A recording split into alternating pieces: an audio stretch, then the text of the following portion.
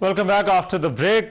Gaza board of peace की meeting और फिर पाकिस्तान की इसमें शमूलियत के हवाले से बात हो रही है। साबिक मुस्तकिल मंदूब पाकिस्तान के अक़वाम मुत्तहदा में मुनीर अकरम साहब इस वक्त मेरे साथ मौजूद हैं। उनसे इस हवाले से बात करते हैं। मुनीर अकरम साहब, बहुत शुक्रिया आपके वक्त का। मुनीर अकरम साहब, सबसे पहले तो जो कल मीटिंग हुई उसमें जो बातें हुई, आपको लगता है कि वाकई ये जो है वो बोर्ड ऑफ पीस कोई अब काबिल अमल किरदार अदा करने की पोजीशन में है गजा की तामीर नौ और बहाली के लिए? ये देखें, ये बोर्ड ऑफ पीस को सलामती काउंसिल ने एंडोर्समेंट दी है और इसकी क्रिएशन में और ख्वाहिश यही है कि ये बोर्ड ऑफ पीस जो गाजा पीस प्लान जो ट्रंप साहब ने पेश किया था उसको भी इंडोर्स किया है। और ख्वाहिश तो यही है कि वो पीस प्लान जो है वो इम्प्लीमेंट हो और बोर्ड ऑफ पीस की सपोर्ट के साथ आगे रफ्तार बढ़ जाए towards some kind of durable solution. अब ये कहाँ तक ठीक। इसमें कामयाबी होती है ये देखने की बात है। मुश्किलात काफ़ी हैं।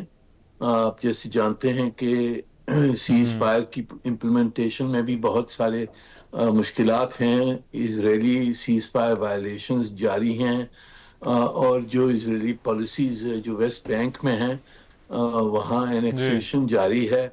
तो इसको किस तरह से नेतन्याहू को रोक सकते हैं और इस पीस प्लान की इम्प्लीमेंटेशन में इजरायली मंजूरी हो, ये सवाल बड़ा है। और हमने देखना होगा कि इसका नतीजा क्या निकलता है इस वक्त, क्योंकि अच्छा। पावर बोर्ड तो बहुत पावरफुल है, बड़ी बड़ी ताकतें बैठी हुई हैं, हाँ। अमेरिका की लीडरशिप है, पर इसके बावजूद इजरायलीज को किस तरह से रोकना चाहिए, किस तरह से रोक सकते हैं जो नेतन्याहू ठीक है। जारी कर रहा है एनेक्सेशन प्लान्स।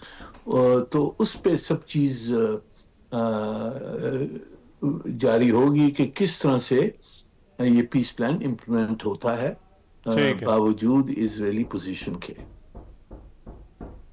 और जो मुल्कों ने कमिटमेंट्स दी हैं ट्रुप्स की सूरत में, पैसे की सूरत में, आपको लगता है कि ये मामलात आगे बढ़ाने में और तामीर नौ में भी मदद मिलेगी इससे?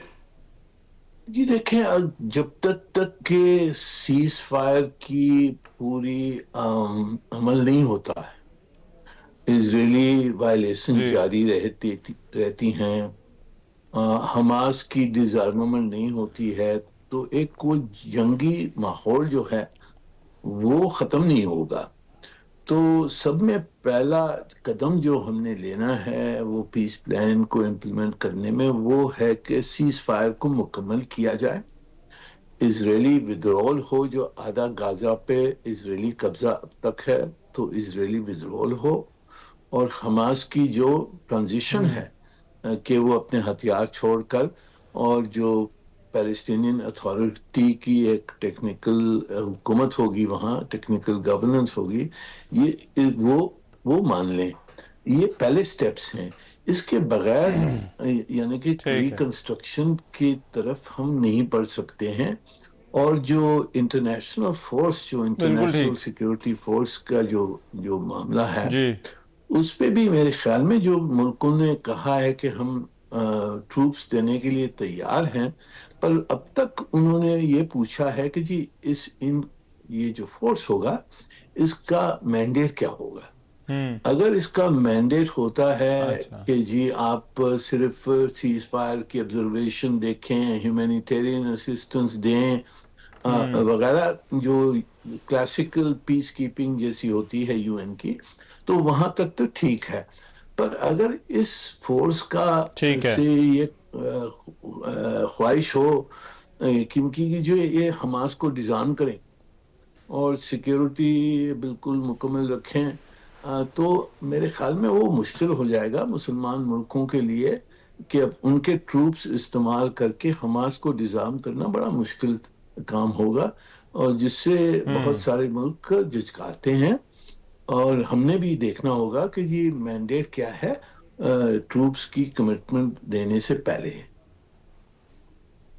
ٹھیک ہے، رائٹ، بہت شکریہ منیر اکرم صاحب ہمارے ساتھ موجود تھے. پروگرام میں ایک بریک شامل کر رہا ہوں، واپس آتے ہیں اس بریک کے بعد.